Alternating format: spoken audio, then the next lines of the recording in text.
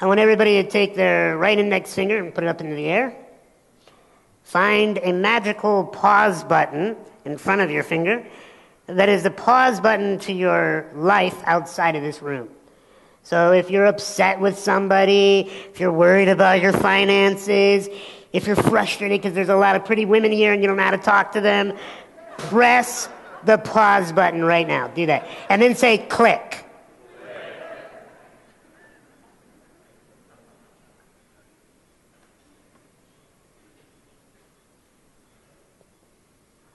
It was about midnight, and I was extremely tired. About 8 years old. I remember cramming myself into a hotel shuttle bus at Logan Airport. I did not want to be in that hotel shuttle bus. I wanted to be on an airplane with my family headed back to Chicago, where I live. But we didn't get on that flight. So we got in our hotel shuttle bus and headed to the hotel.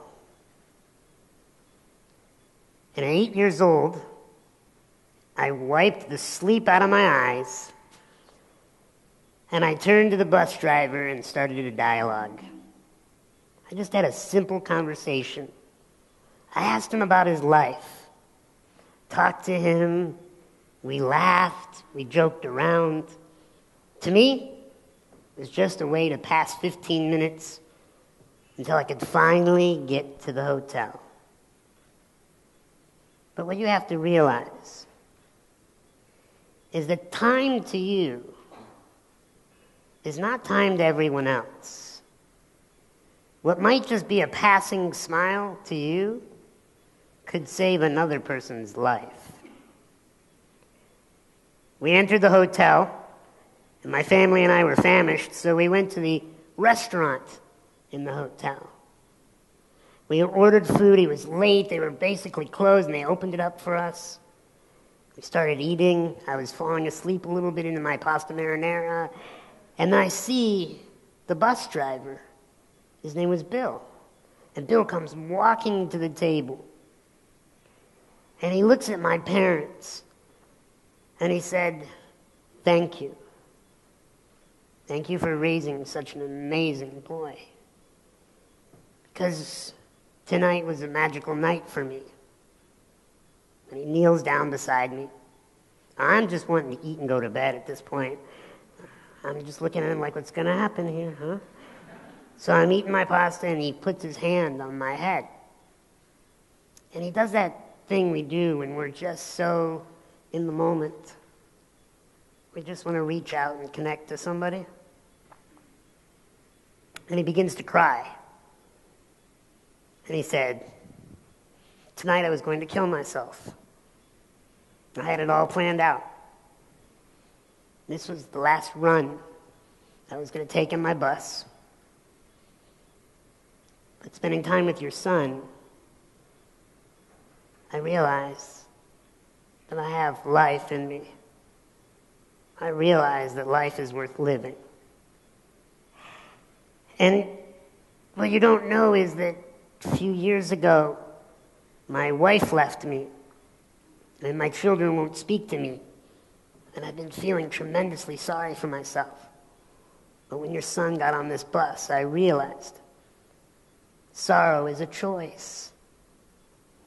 And I just want to thank you for that. And he got up, and he left. And I never saw him again. But what I realized at that tender little age is what you might think is just a passing conversation could save someone's life. And you might say, "Well, Sean, I don't look like you. I don't have your life story." It doesn't matter. I believe that we take for granted the people around us. We sometimes get caught in that trap of believing that they're like holograms, like they're there, but they're not really there. And we have to get out of that. We have to realize that there's a thing called connection, and that we have to do something to get activated in the surroundings that we have. because a smile can truly save another person's life. And this program I put together especially for Awesomeness Fest, because I've been speaking now for 15 years. And when Vision called me up, he said, will you speak? And I said, yeah, I can put it into my schedule. He's like, it's in Costa Rica. And so we started dialoguing, and I said, I'll put all new material for you. All new material, things I haven't talked about. And the biggest thing that I want to start the program with is connection.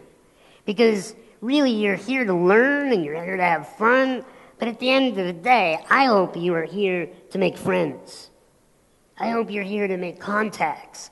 I hope you're here to bond with people, to share your life with people. And so in my career, I found that connection is so very valuable. And it's not just about talking to somebody. If you're going to take notes, this is what you want to write down right now. The difference is there's communication and there's connection. So what's the difference? Well, communication occurs when we exchange information, right? And our BlackBerries and our iPhones can communicate. They can exchange data, right? Your laptops can communicate. But there's no soul in that technology. What has to happen in order for us to go above and beyond that communication is we can't just exchange information. It leaves us feeling empty. Have you ever been in a room, maybe at a party or at a business meeting, you walked in, there was a lot of people, but you felt all alone? Raise your hand if you can relate to that. Absolutely. So is it really about being around people? I don't believe so. Because you can enter into a crowd of people, maybe they don't even speak your language, and there's all this social activity going on, but you can still feel all alone. How is that possible? Because you're not connected. So whose responsibility is it for you to be connected to humanity? Whose responsibility is it? It's yours. It's your responsibility. And when you take responsibility for connecting to people, people meet me and they'll say, Sean, you just have so much confidence, and I'd like to have that amount of confidence. Look, it's not confidence. I believe it's just I make a special request out of myself to meet people and to get to know their lives and see what I can do for them in the time that I have, that little window maybe of their life. And so connection is not an exchange of information. This is what you want to write down. Connection is an exchange of humanity. It's an exchange of emotion. So I need your help in doing a little activity here. Raise your hands if you've ever been happy. You don't have to be happy right now. Okay, put your hands down. Raise your hands if you've ever been sad. Okay, put your hands down. Raise your hands if you think you're sexy. Who am I kidding? This is a vision event. Everybody's sexy.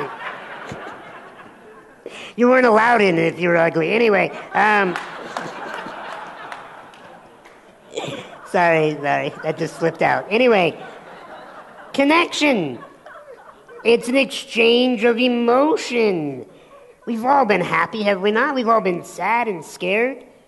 I travel the world, and I'm very fortunate to do what I do, and I've found it doesn't matter what regions of this world I go visit. We all kneel over graves and cry when we say goodbye to our loved ones. We all get scared when the phone rings and it's that person that we love, and maybe we haven't told them yet that we love them, and there's that first moment of butterflies, right? What's going to happen? And we all feel confused and like we don't know what's going to happen next when we get news that is bigger than we think we can handle. Somebody's sick. A job is lost. A child is missing. Look, we all have emotions. Barring neurological dysfunction, and it may still exist inside of them, we all have that emotions, and that's our currency. That's how we can interact with each other. Because, look, our conditions are all different, aren't they? Every single one of us looks different, talks different, thinks different. We all have different, unique aspects, and I think humans love to talk about what they're qualified to be unique about. But you know what? At the end of the day, we really share this thing called emotion.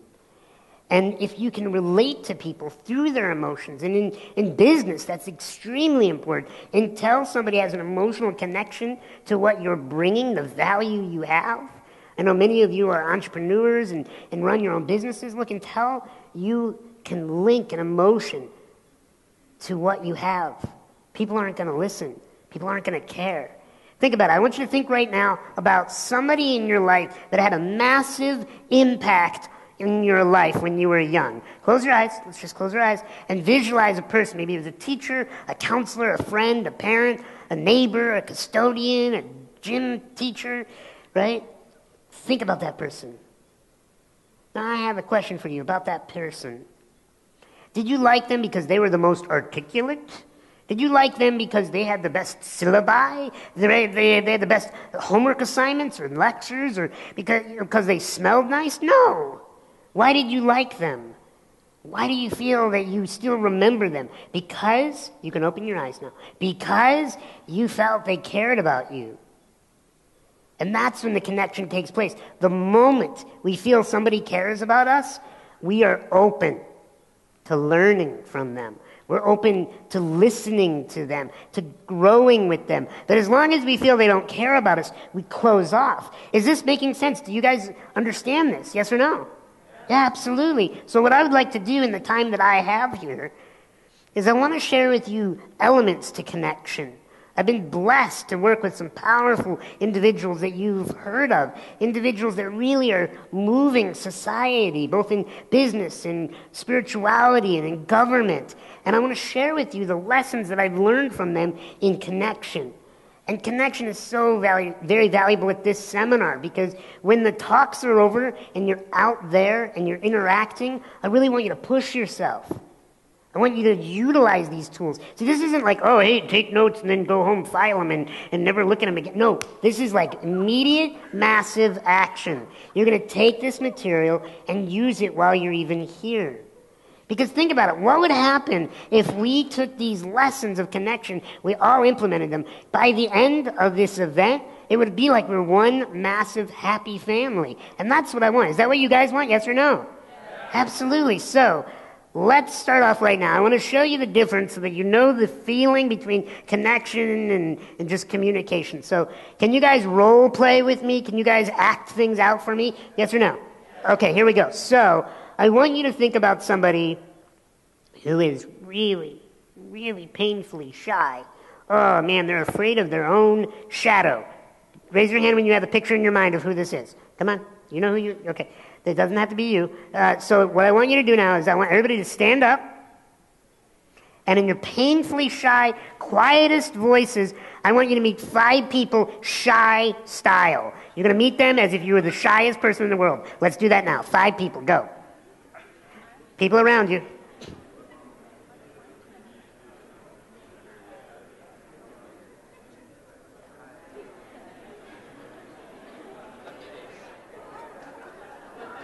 Okay, go ahead and sit back down.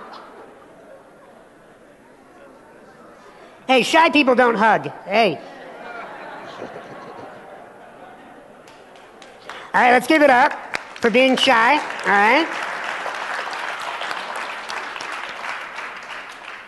Now we're going to switch gears. I want you to think about somebody who is extremely pompous, arrogant, believes that they are the center of the world, right? And I want you to think about this person in your mind, that behavior. It's like that person actually looked at me. Oh, I should charge him. Sean, I'm breathing. Don't bother me, okay? I want you now to stand up and in the most arrogant, egocentric way, meet 5 people. Do that now.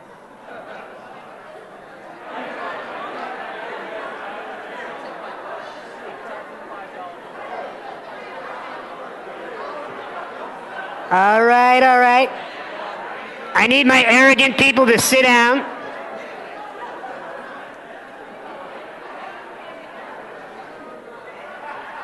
Good to see you. All right. Some of you came by that a little too naturally. Some people are like, oh, be myself? Yay! But enough about people from LA. Anyway, oh, geez, sorry. I love LA. I'm kidding. Okay, so here we go. Now I want you to think about somebody who is just so warm and friendly. Oh, they are sticky sweet. Like, everyone loves this person. And maybe it makes you a little jealous because this person is loved by everyone, okay? And I want you to take that energy now, and I want you to go around and meet 10 people in the most loving, like they are your best friends. You haven't seen them in years. Stand up, ready, go.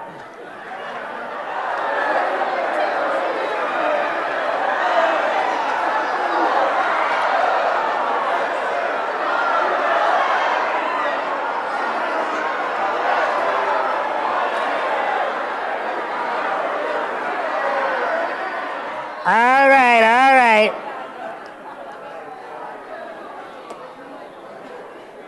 Sit back down. It looks like some of you hadn't been touched in a while. You're at a Vision Lakiani event. That's going to, happen a lot. Anyway, so, my dear family here in the room, anybody notice a change in energy in the room?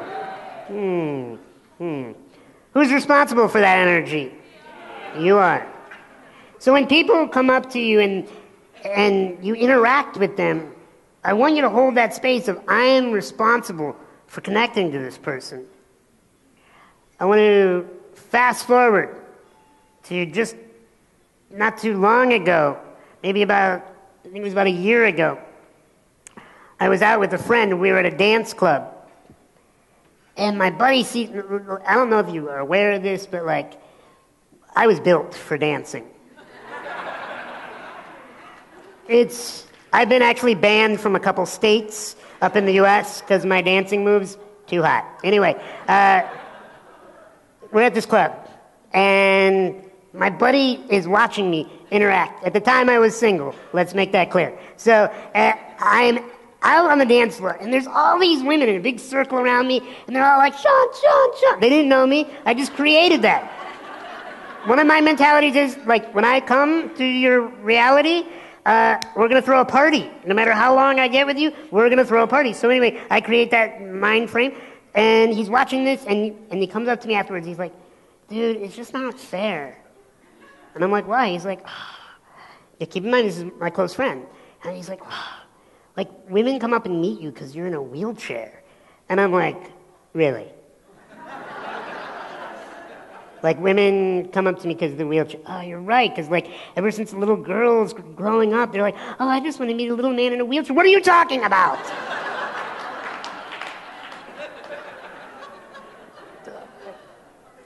So he's like, no, I mean, think about it, Sean. I mean, you're unique, and people come up to you because, maybe they feel sorry for you, and then you're just so playful, and and he's going on, and he's totally not wanting to take responsibility for the fact that I create my reality, okay, and that he creates his.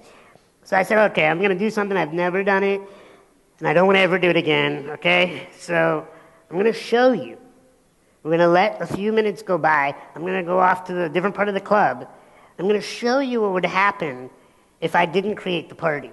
I want you to show you what happens when I don't connect. And I want to show you what happens if I take on the role of the little man in the wheelchair. And I want you to watch closely what happens in my reality. More specifically, what doesn't happen. He's like, oh, okay. So we go to the other side of the club, new part, new people, and I took on this physiology of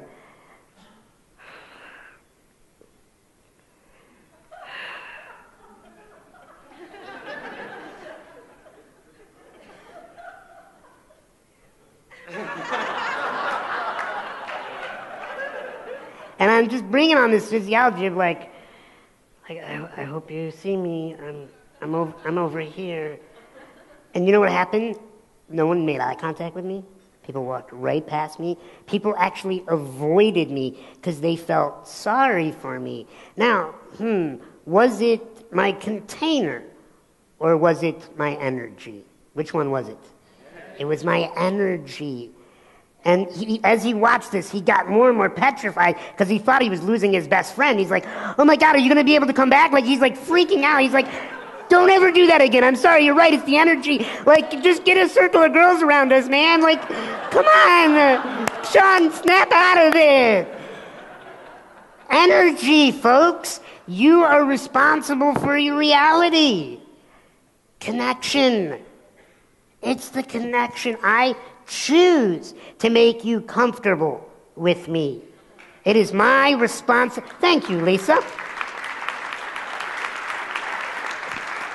You may never have seen somebody like me. And maybe you're like, oh, wow, do I talk to him? Do I not talk to him? What if he's like afraid? And here's the thing. We teach people how to treat us.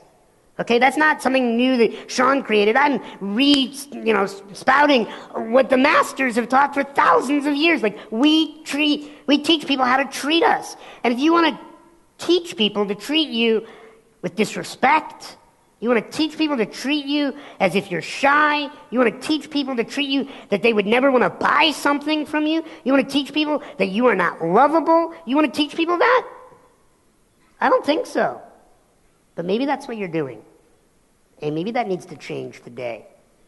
And maybe you can utilize the tools that I'm going to share with you. I'm going to open up my bag of tricks, things that I don't ever share on stage, on how to connect, how to get people to go, I love spending time with this person. They light up when you come in the room. They get excited. They don't want you to leave. Would that be of value to learn? Yes or no? Yes. So I want you to take notes. I want you to bring this into your reality as quickly as the next break with the people around you. And they aren't mine. Look, anytime a speaker touts that their material is genius and brilliant, look, I believe there's, how many keys on a piano? 88? Yeah? Okay. So there's only so many combinations, right? Between Van Halen and Mozart. Same thing with material. I'm not telling you anything new. What I'm doing is I'm putting it together in a way that you may not have heard it.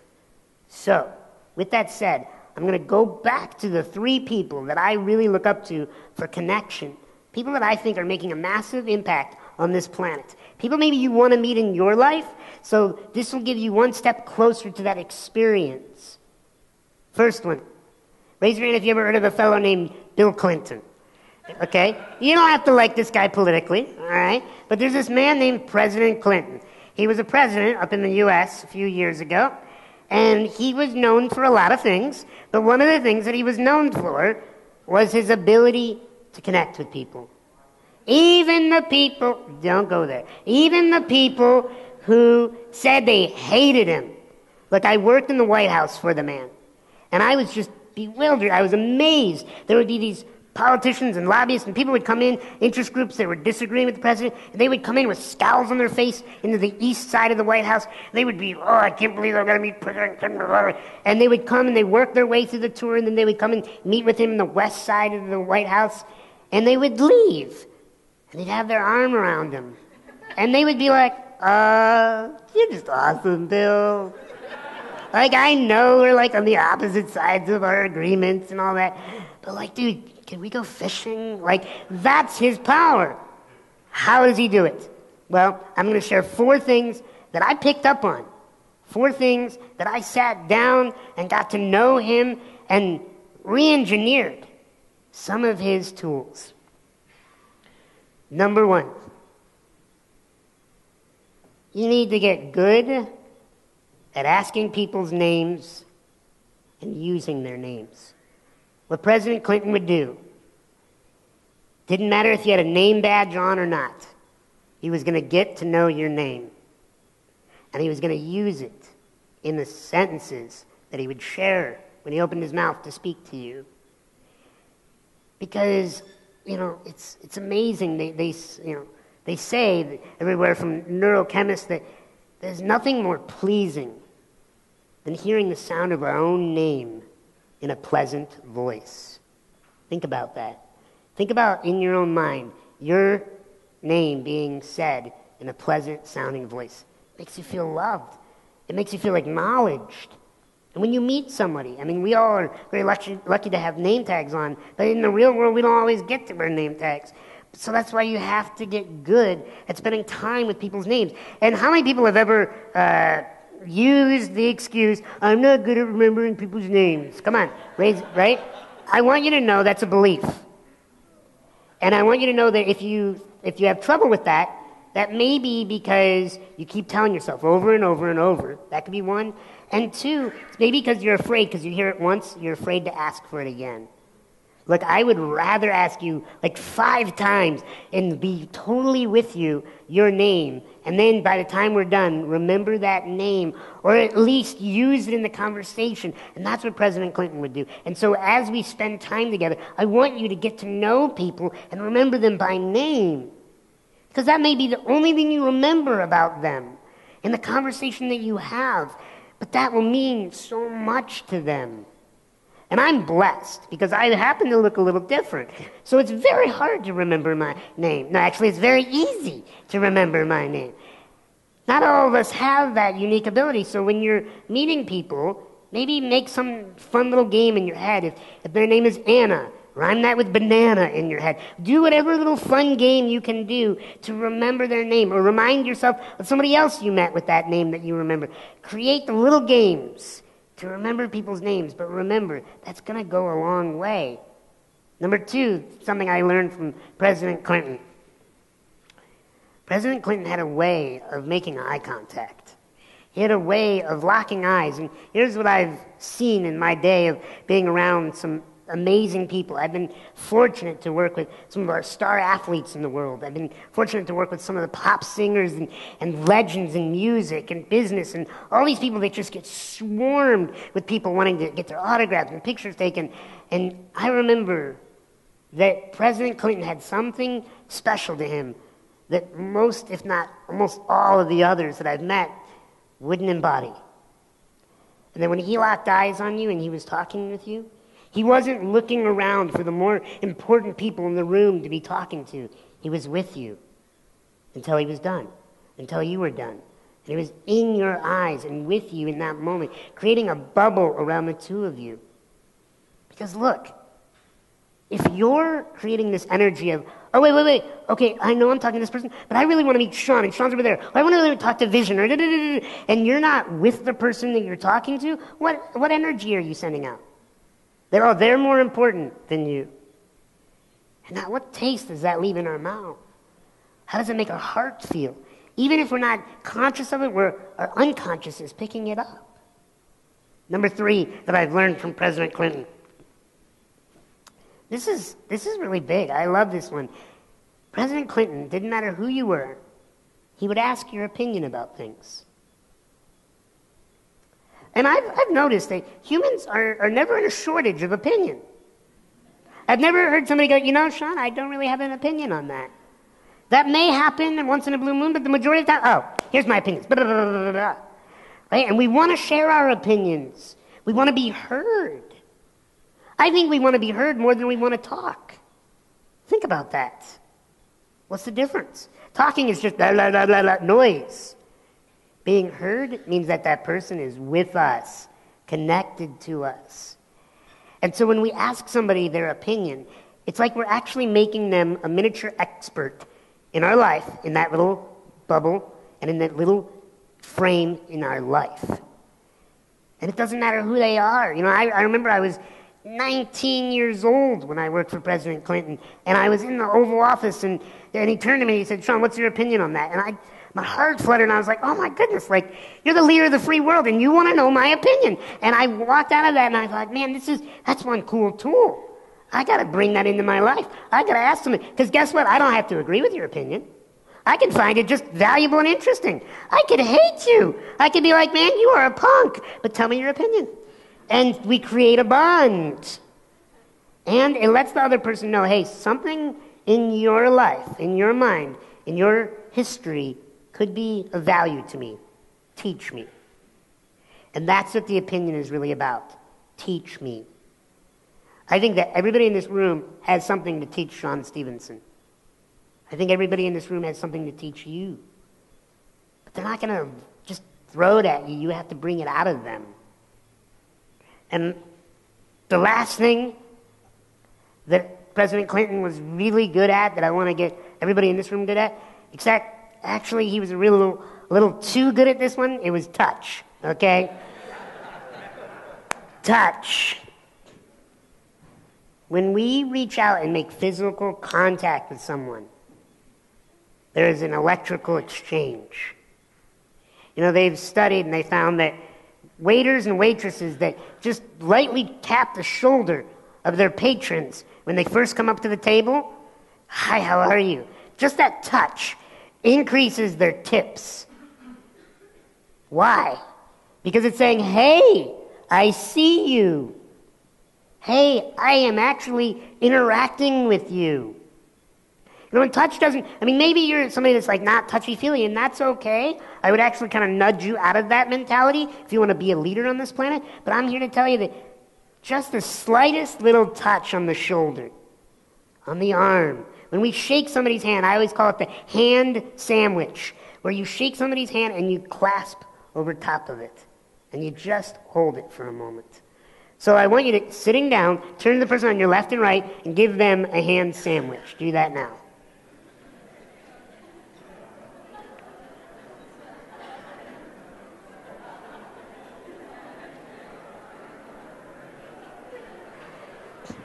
So let's move on. The next individual that I felt I had something to learn from when it comes to connection was His Holiness the 14th Dalai Lama. First of all, I got to tell you how I met the Dalai Lama quickly. I had a vision board, not like a Vision Lakiani board, but actual... Raise your hands if you've seen The Secret.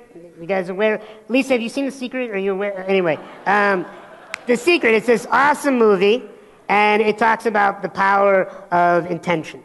And anyway, I created a vision board, several of them, and one of them was a picture of the Dalai Lama, and I thought, you know, this is it. I'm going to create a bucket list, and on this bucket list is to meet the Dalai Lama. I had no clue how to meet the Dalai Lama. I didn't, you know, there's no way you can pull out like 411, hello, Dalai Lama. No, you can't do that. So what I did is I just threw it out there, right? And I got invited from an individual you're going to hear speaking here, Joe Polish, who is one of my close friends, amazing mentor to me. Joe Polish invited me to go to Necker Island, where I met some of the people in the room here. And Necker Island, which I'll be talking about Richard Branson next. But on Necker Island, I was talking about my bucket list. And that's the thing, when you make your bucket list, the things on your vision board, you have to talk about it. You have to tell people what you want to do on this planet. You can't just be like, oh, I just want it to happen. No, you got to like be vocal, right? So I'm at Richard Branson's living room, and I'm telling people, I'm like, oh yeah, so I want to meet the Dalai Lama, blah, blah, blah, blah, blah, blah. And this guy goes, the Dalai Lama? And I said, yeah. He's like, wait, and you're a professional speaker? I said, yeah. And Joe goes, he's not just any professional speaker. He's one of the best professional speakers. I'm like, stop it, Joe. Anyway, so, and this guy's like, really? And Joe goes on to connect with this guy for me. He's like, no, seriously, you got to have Sean speak at your event. I'm like, wait, what event? They're like, it's called Engage Today. Raise your hand if you were at Engage Today. Anybody? Oh, welcome back. So, Engage Today, Sean, you got to speak at this. The Dalai Lama is going to be speaking. And I'm like, and then that's when it was like, it's happening, right? And so I get to the Engage Today, I meet the Dalai Lama, and I picked up 3 things from him about connection.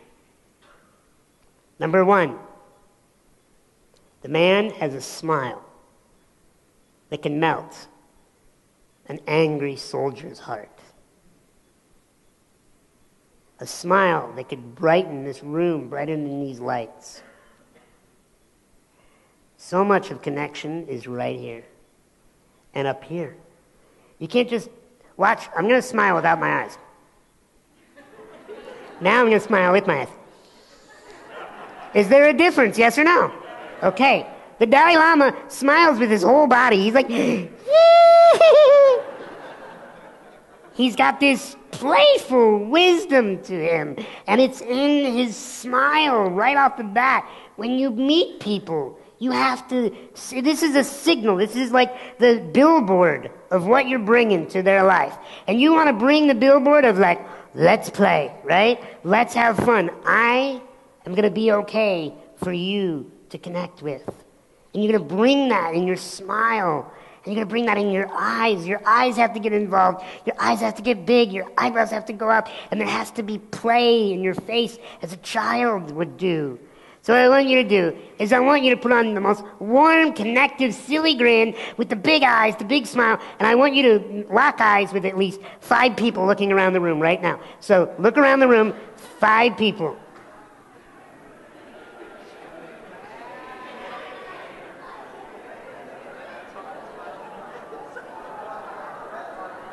The Dalai Lama's smile, we all have access to it. The second thing I learned when it comes to connection from the Dalai Lama is he always had a sense of playfulness to him. A sense of playfulness. I mean, this is a man that was driven out of his own land. Could have easily been bitter. This is a man that, when he travels in events, it's hundreds of thousands of dollars just for his security because people want to have him killed. And the man brings playfulness. I mean, you have a bad day if somebody screws up your taco sauce on your taco salad, right? This is a man who's like, oh, hey, I could get killed any day now, you know? And he's all like, hey! Folks, we have something to learn there. Playfulness. / I have another word that he used that I believe he brings to connection, which is wisdom. You know, you have access to wisdom. You may think that there's all these other people out there that are wise. You know what wisdom really is? I think it's just really being in touch with your intuition, listening to yourself, and not be afraid to share valuable advice with people, whether they take it or not. See, that's the neat thing about advice. It doesn't have to be taken, but it still can be given. That's okay. So you want to have that sense of playfulness, like as if, you know, hey, let's have a party here together. And then also that sense of, hey, you know, I got something intuitively I want to tell you. It kind of feels like maybe you have a little bit of a chip on your shoulder. I don't know what's going on. Can I be of service to you? Or you look a little scared right now or a little lost. Like, how can I be of service to you? You know, having that like wisdom, that intuitive aspect. And the last thing that I learned from the Dalai Lama when it comes to connection is listening.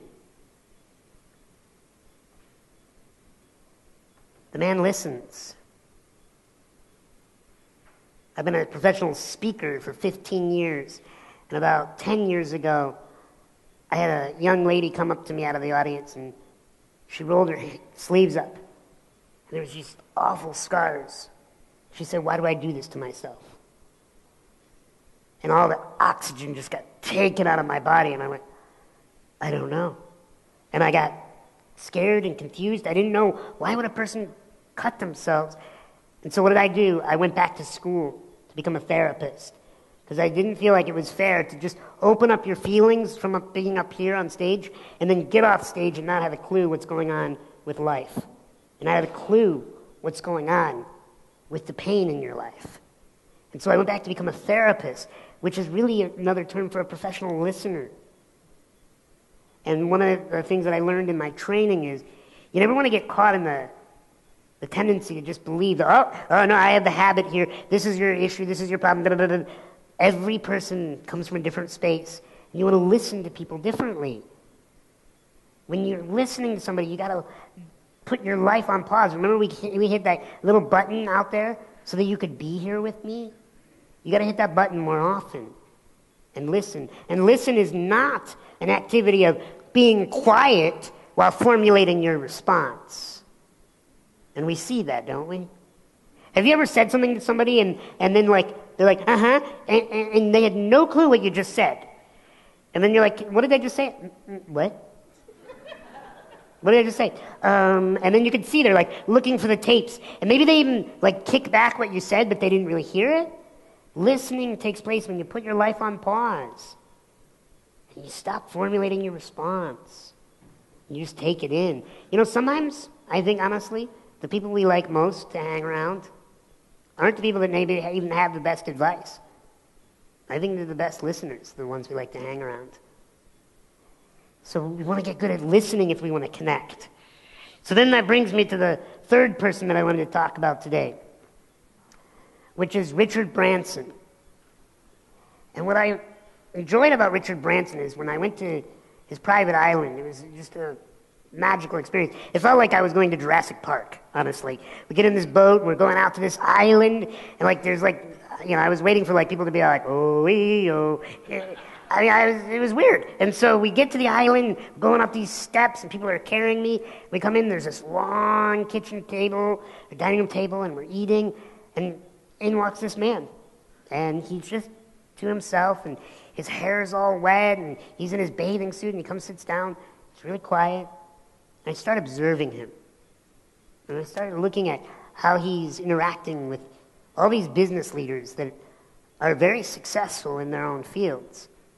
And I picked up 3 things from him when it comes to connection that you want to potentially implement into your life. Number 1, he's a very smooth voice. He modulates his voice in a very calm way. You don't hear him go, hey, hey, hey. No, that freaks us out. What do we want? We want a smooth voice, especially when we want to get a deep connection. We want to lower our voice a little bit. We want to lock eyes, reach out, touch their shoulder maybe, and keep your voice smooth. It keeps the energy inside of us, allows us to calm down.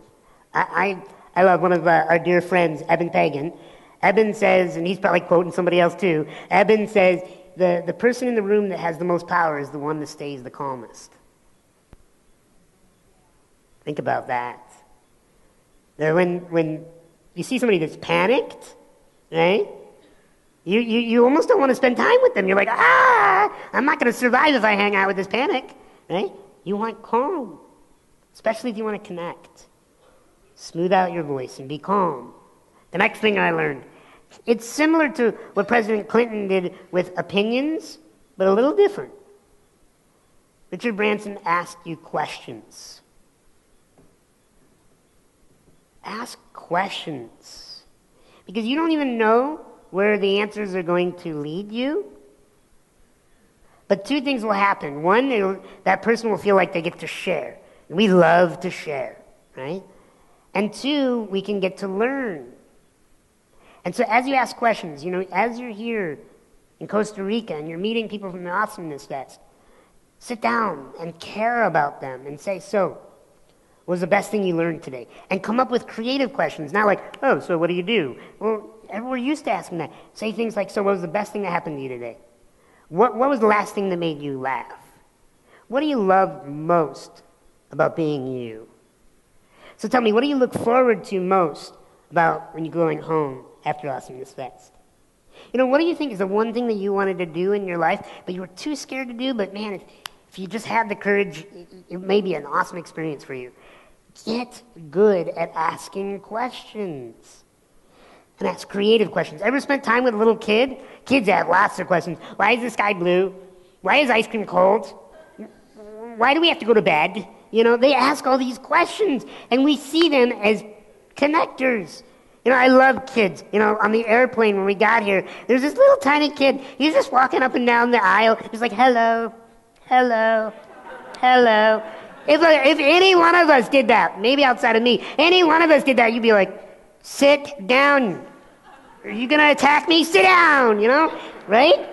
But it's okay. So you got to ask questions. And the last thing that I learned from Richard Branson, and this is how I experienced him, is he appeared to be extremely humble. Extremely humble. And there's a difference, and I'd like to explain it, between confidence and arrogance and humility and being shy. Let me walk you through that. Confidence and arrogance, that sometimes we're so worried about that little tightrope. I think it's simple. Anytime you're trying to prove yourself to anyone, or even to yourself, that's an element of arrogance. When you're trying to prove something, it's a form of arrogance. And it doesn't have to be maybe a vengeful arrogance, but it is a form of arrogance. And the opposite is confidence. It's anytime you're trying to improve yourself. When you are improving yourself, you're developing your confidence. A truly confident person needs not to tear down anyone to feel good about themselves. A confident person needs not to share all these glorious things that they've done in their life. They can just be in the room and ask you what glorious things you've done in your life. So, humility versus being super shy. I think it's okay to celebrate you. I think it's okay for you to celebrate you. But make sure that you're also celebrating other people in the process. That's the thing. If you can bring that element, no one will ever... Also, this is a little tip. Big tip, though.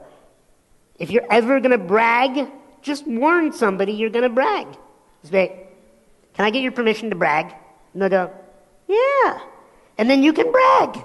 And then they'll go, you're awesome. And you'll be like, thank you for letting me brag. And that's it. It's that easy. You don't ask that question, you're arrogant. People are like, oh, gosh, I don't want to hear about your trip to Mexico or Costa Rica, right? But if you say, hey, can I brag for a second? I won this award. Oh my gosh, that's awesome. Get permission to brag. And people will love you.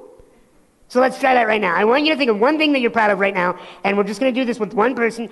Ask that person next to you, can I brag for a second? They'll say yes, and then you share one thing. Let's do that now.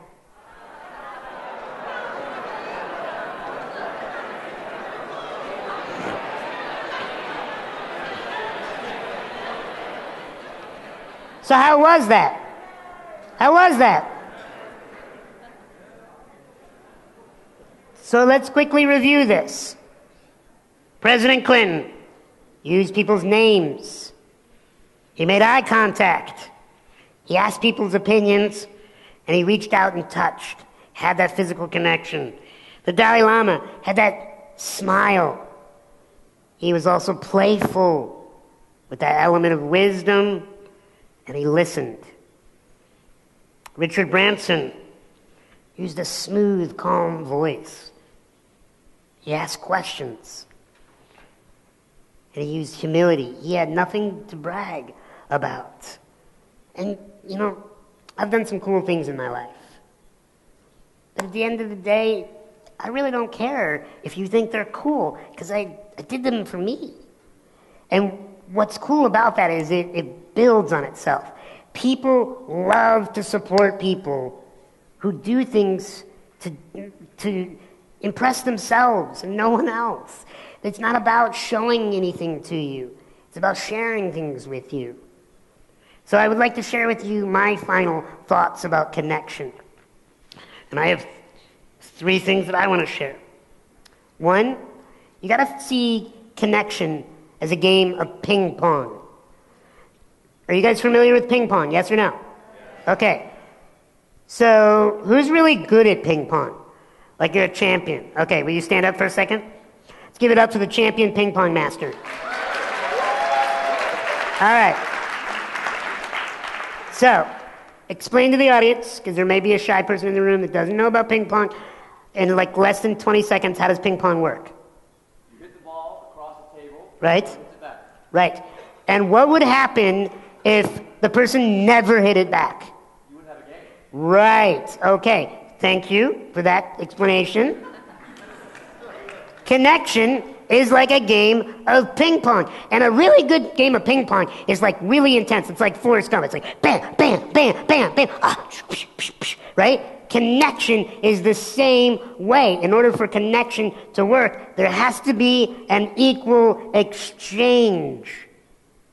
You have to both share and request sharing. Shannon, would you stand up for a second, please? Shannon is one of my dear friends. Shannon Royster. All right. All right, Shannon, we're going to play little connection ping pong. Are you ready? Sure. Okay. So let's give some encouragement to Shannon right now. Okay.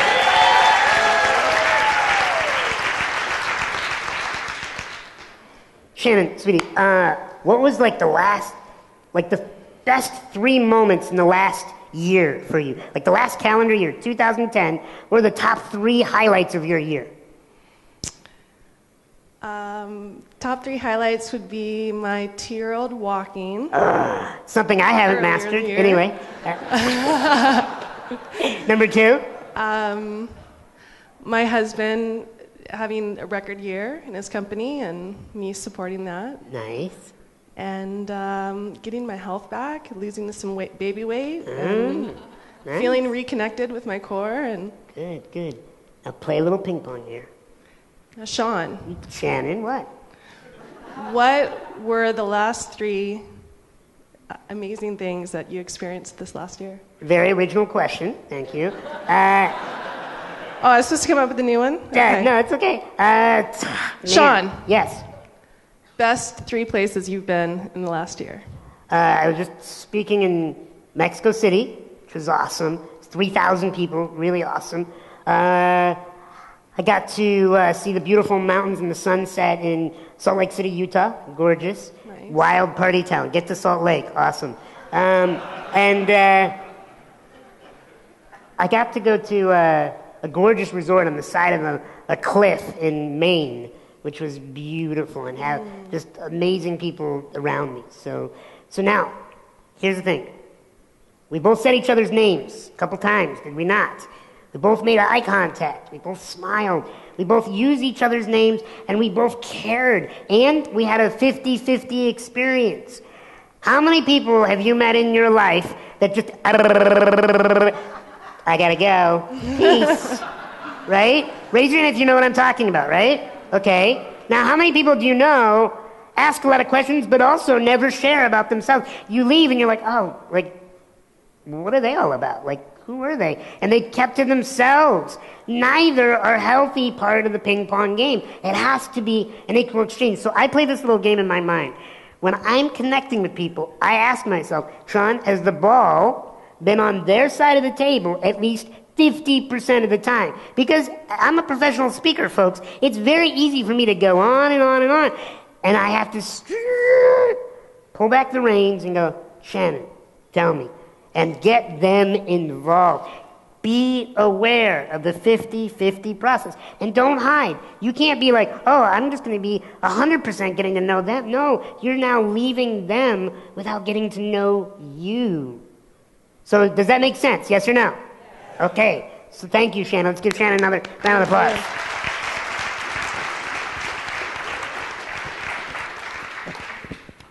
Next thing is praise. Let's look at this little talk that I've done. Anytime I've asked anybody to stand up or talk, I've immediately asked for everybody in the room to praise them through clapping. Yes? Praise is so very valuable. And we do it a lot with the little ones, children, right? We're like, oh, good, you walked, yay! And then they grow like another 10 years and you're like, oh, yeah, you walked. Oh, get out of here, right? Welcome to the species of humanity, right?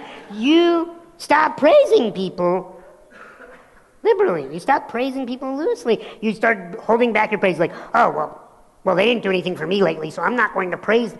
Praise has to flow out of you if you want people to connect to you. So you have to praise them for little things. Oh, I love your smile. That's just awesome. Thank you for smiling. You know, and you might think like, oh, that's cheesy, Sean. That's okay. I praise you for thinking that's cheesy, right? So that was a joke. Anyway, so we have to interact with people, and we have to praise them, and we have to figure out. Sometimes we have to figure out what they're up to on this planet, and praise them what they're up to, or praise them how they make you feel. And I always say, praise publicly as much as possible. If you're in a work environment, a team environment, and I've seen Mind Valley does this. I flew all the way to Asia and got to spend time with their team. And praise is big. They have an awesome report, okay, where they praise each other. And you have to spend time with your family, your friends. People are craving your praise. People will go further for praise, oftentimes, than money. I've seen people stick around in jobs where they make very little money, but they stay there because they get praised, and they feel that the praise is authentically shared. The last thing that I want to share with you is about vulnerability. It's not just all about being, oh, I'm awesome, you know, and I never have any bad days. You know, connection is also about sharing some of your trials and tribulations. It's about being real with people, right? It's about sitting down and saying, hey, you know what? I just got off 2 long flights. my buns are sore, I'm hungry, and you know what? I'm going through a tough time right now, but I'm going to make the best of it. It's not always about putting, like, oh, I just want to talk about the best things about me. It's about being real. Because you know when we really connect with people is when we hear about their vulnerabilities. And we think about the comics that you love, that really make you laugh. They talk about the vulnerable things that the rest of us are too scared to talk about. And they make us laugh because they release that tension. And so as you are going through Awesomeness Fest, I want you to be open with people. If last year, 2010, this year, wasn't your banner year, not everybody's Sean Royster, if it wasn't your banner year, it's okay. You can share that. Because I would rather know what you're really going through than some fake facade that you're perfect. Look, none of us are perfect. And you should create an energy, a bubble around you of, hey, this is me. And it's not also about bringing like a train wreck to the station. It's not like, oh, I got to tell you about all my problems. Not that either. Moderation on these activities. But you got to share what's really going on with you. And people will love you the more you let them in. So, by raising hands, how many people learned something out of this talk? Okay? And I want to share, we got a few seconds left. I want 3 shares. I want you to praise me on something that you learned here that was of value to you that you're going to use at Awesomeness Fest. And then I will be complete with this talk. 3 things. Raise your hands. We'll get a microphone to you. Okay, right here, stand up. We'll get a microphone to you. Say your name. Hi, I'm Austin. Okay, Austin. I just like the moment someone cares about us, the moment we open up. I like that. Thank you. Awesome. All right, let's get 2 more. Things that you learned that you're going to use. So this, Austin, you're gonna care about people. You just outed yourself on that one. Okay. Sean. Whoa, voice of God, where are you? I'm the voice from above. Ah, yes. I knew God was a woman. Anyway. I learned that you're a very humble person. Thank you. I appreciate that. And you're awesome. Thank you. So, we're going to learn about using humility. Awesome. Let's get 1 more. 1 more. Okay. Or 2 more, because you guys are awesome. Sure. Sean, I learned from you how to approach people and how to love them without going too deep, but how to appreciate them and feeling better. Awesome. And make them feeling better. Can you tell that she popped her comfort zone? I want everybody to give her a round of applause.